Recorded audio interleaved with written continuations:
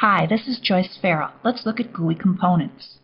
GUI components are all the little icons and pictorial devices you're used to using with many programs. They're graphical user interfaces, that is, they're pictures that the user can use to interact with a program. They include things like buttons, labels, and text boxes. When you program a GUI program, you frequently use an integrated development environment, which is an environment that makes it easy for you to manipulate items like buttons and labels. Here's a demonstration program that allows you to enter a name. Let's say I type in a name, and when I click the button, there's a greeting.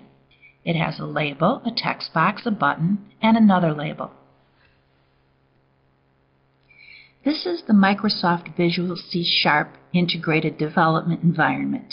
There are different integrated development environments for other programming languages, but this one is quite typical.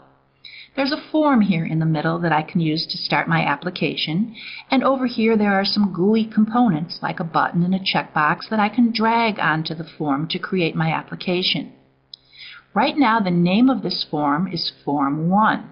And if you look over here, the properties of Form 1 include the fact that its text is Form 1.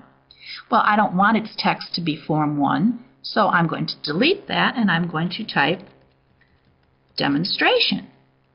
When I press enter or click back on the form, it's going to say demonstration.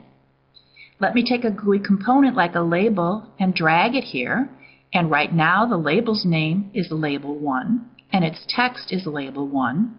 But I want to change its text to be enter a name. And there it is, enter a name. Let me get a text box and put it next to that, and that's where the user will be entering the name. I'm not going to change the text in the text box because I want the user to do that. I'm going to get a button and drag it here. And I don't want the button to say button 1, so I'm going to change its text to say click here. And then finally, I want a label here that's going to greet the user, so I'm going to put another label there. It's called label 2. I don't want its text to say label 2. I actually want its text to start out saying nothing. So I'm just going to delete its text. Also, that label was kind of small, so under the properties of label 2, I'm going to scroll up, and let's find its font, and instead of 8, let's make it something a little bit more noticeable, like 24. Okay, so now I have a label, a text box, a button, and another label. In order to get some actions, I need to write code for what happens when the user clicks the button. If I double-click the button, I can get to some C# code. Now, you'd have to learn a lot of C# to understand what everything here means, but right now I just need to add a single statement to the button 1 click method. This is the method that will execute when button 1 is clicked. What I want to do is change the text in that label 2.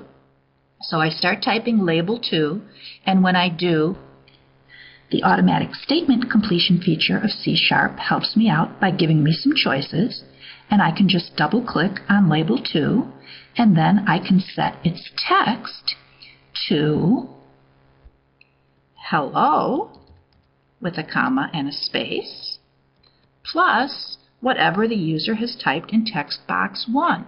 That will be text box 1's text. In C#, every statement ends with a semicolon, so I'll type a semicolon.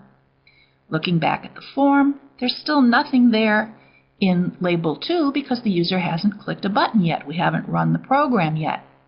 To run the program, one way is to go to Debug and pick Start. The form shows up. It's ready for me to enter a name. I'm going to type a name and click the button, and there's the greeting. If I type a different name, click the button, there's the greeting. That's a quick look at how you might start to create an application using GUI components. Thanks for watching.